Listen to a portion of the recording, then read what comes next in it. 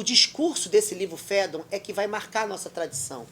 Porque a gente esqueceu de todo o caráter verbal da morte na vida de Sócrates. E ficou com a vida após a morte, que vai ser anunciada pelo Sócrates. Então, eu não vou apresentar aqui, o livro é muito complexo, ele tem 3 argumentos para mostrar que nós somos imortais. Mas o que é imortal em nós é o nosso sopro vital, nossa psirré, nossa alma. E por isso que a gente não precisa temer a morte. Porque, a verdade, a morte não nos mata. A morte nos possibilita uma reinvenção de nós mesmos. Só que é óbvio que esse discurso ele é muito pontual na obra de Platão. Nos outros discursos platônicos, onde Sócrates aparece como protagonista dos diálogos, a experiência da morte ela não está ligada ao que vem depois. Ela está ligada à qualidade do que a gente cultiva enquanto vive. Então, a nossa tradição ocidental, sobretudo pela hegemonia do discurso cristão, a partir do século IV da nossa era, vai se apropriar da noção grega de imortalidade da alma para pensar a ideia de ressurreição cristã.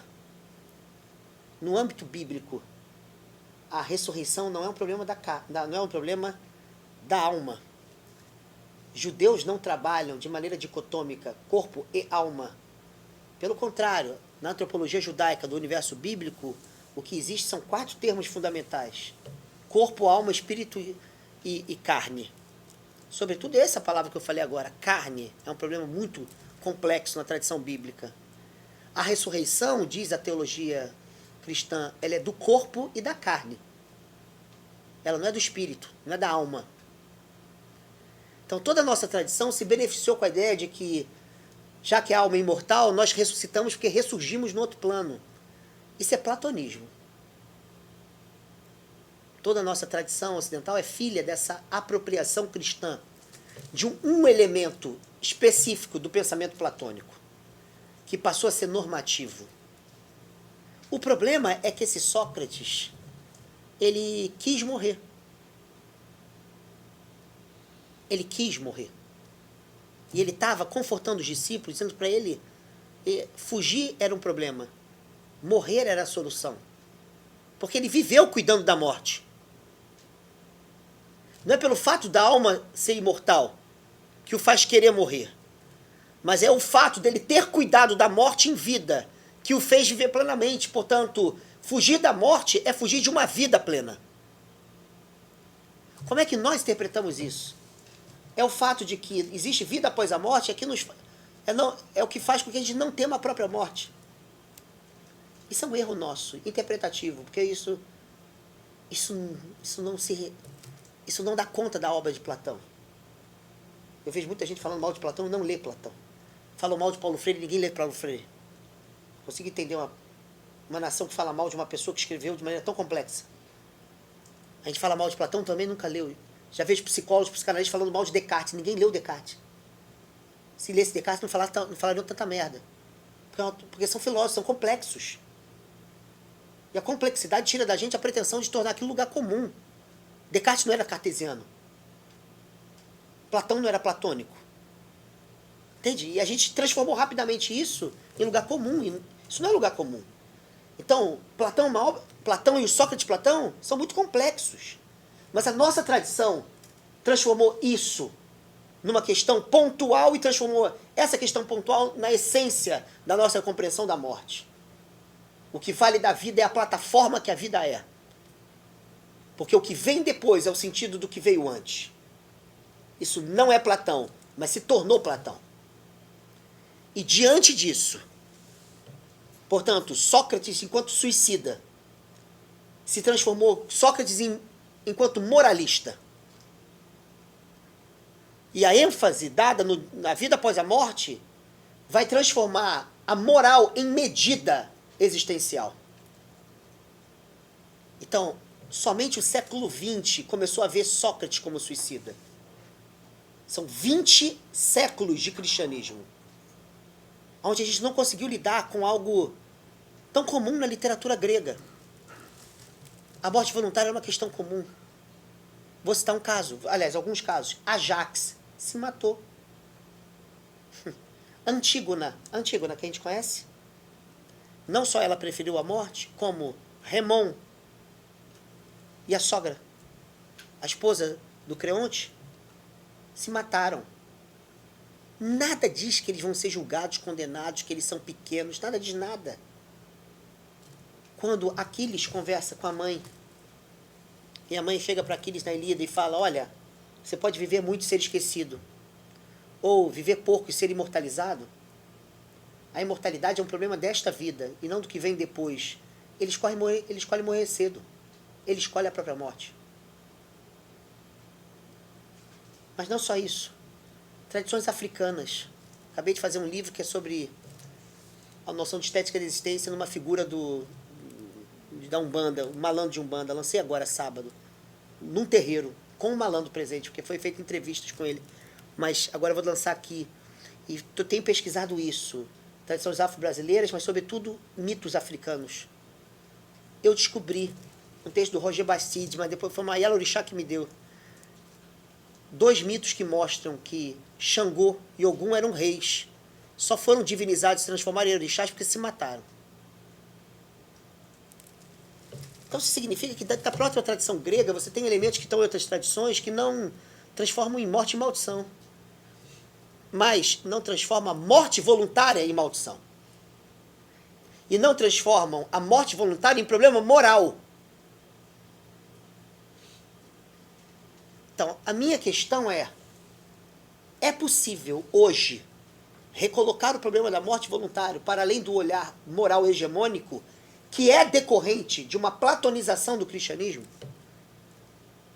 E depois com vários outros critérios da modernidade, que são critérios que vão patologizar, portanto moralizar, porque a patologização psíquica ela é uma moralização. De dizer que o outro é anormal significa que ele, de alguma maneira, é existencialmente deficiente. Portanto, tem um olhar moral que atua na ideia de normalidade. Será que é possível, hoje, a gente ressignificar outras possibilidades de morte voluntárias que não se reduzam ao olhar moral? Eu diria que sim, é. Camus mostrou. Camus mostrou. E ele mostrou de uma maneira genial. O Camus, ele aproveitou o que ele chamou de sentimento do absurdo, que é uma experiência afetiva rarefeita no nosso tempo. Então ele não vai provar que a vida é absurda, ele vai partir do pressuposto que a gente está num tempo que a gente experimenta a vida como absurda. E ele vai tentar problematizar a vida por meio dessa experiência que é própria do nosso tempo. E o que diz essa experiência? Que é uma experiência comum a todos nós, que somos contemporâneos do nosso tempo. Ele vai dizer o seguinte, que a experiência da absurdidade da vida, ela traz consigo um problema de ordem racional. A palavra absurdo, ela é uma palavra que entra na tradição ocidental por meio da lógica, portanto ela é uma palavra filosófica. Absurdo significa na filosofia afirmar aquilo que é logicamente contraditório. Por exemplo, um círculo quadrado, um triângulo de 5 pontas. Tudo isso é absurdo. Uma água de fogo. Se não for metáfora, isso é absurdo. Por quê? Porque isso contradiz. Contradiz o conceito. Portanto, é um problema racional. Se é um triângulo, tem 3 lados. Diz o conceito de triângulo. Se eu afirmar que tem 4, é um quadrado. Pode ser um quadrado? Não é só um quadrado, eu estou aqui viajando, mas vai lá. Pode ser um quadrado. Mas não vai ser um triângulo. Então, a pergunta pode ser um losango, pode ser um retângulo. A questão é, o que acontece que o nosso tempo experimenta a vida como absurda? É que o nosso tempo experimenta que aquilo que para a razão é contraditório começa a aparecer como visceral na nossa experiência de ordem existencial. Então, qual é a primeira grande questão que aparece no nosso tempo? E que ela é absurda? É que, diferentemente de outros tempos, da nossa própria cultura, nós experimentamos a vida como vazia de sentido. Porque em outras etapas da nossa história, a gente acreditava que a vida é dotada de um sentido previamente existente. ou dado por uma divindade, ou dado pela natureza, ou dado por uma instituição. De certa maneira, o sentido da existência estava pré-determinado por alguma instância que se considerava absoluta. Nós estamos no tempo onde experimentamos o sem sentido que é viver neste tempo. Então, esse é o primeiro significado. Aquilo que Nietzsche anteriormente chamou de niilismo, que tem mais de 40 significados na obra do Nietzsche, mas um deles, que é importante para o Camus, que é um nietzschiano, é pensar a impossibilidade da gente experimentar a vida dotado de significados, sentidos, valores, verdades da ordem do absoluto.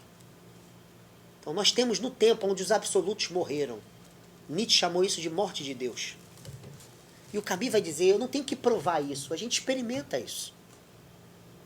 A nossa vida não tem valores eternos mais. A não ser que a gente fique brincando de ser cínico. A não ser que a gente fique defendendo que a gente tem que defender a família. Os homens de bem, as mulheres de bem. A minha pergunta é, o que é o bem que a gente está defendendo? Esse bem é tão claro assim? Imagina, de que família você está falando? A família cristã. Ela é bíblica? Se é bíblica, a poligamia era normativa. Tudo isso é cinismo. Eu não estou dizendo se é bom ou ruim, estou dizendo que faz parte do nosso tempo experimentar a corrosão dos valores absolutos que sempre tiveram a pretensão de orientar o nosso tempo, os tempos e quaisquer que sejam. Mas o Camus não só vê só isso. Ele vê que a gente sempre trabalhou com uma espécie de dogma de que a gente e o mundo,